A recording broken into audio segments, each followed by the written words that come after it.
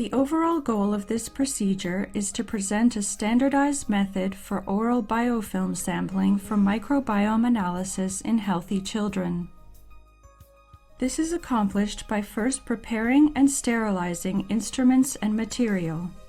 Next, the child is prepared for biofilm sampling. Then, biofilm sampling is performed from 3 sites: the subgingival sulcus, the mucosa from the vestibular fold, and saliva. Finally, samples are systematically stored. Ultimately, the oral microbiome analyses will be performed to answer clinical and scientific questions. Hello, I'm Elisabeth and I'm an orthodontist. My research focuses on the oral microbiome changes that come along with orthodontic treatment. The sampling of oral biofilm can be tricky. The space in the subgingival sulcus is limited, especially in children.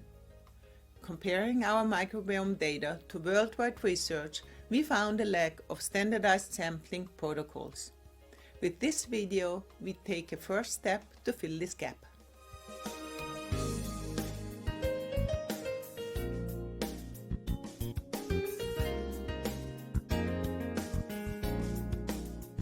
Calibrated and sterile paper points that are usually used in endodontic therapy are cut at the first ring mark in order to standardize their length.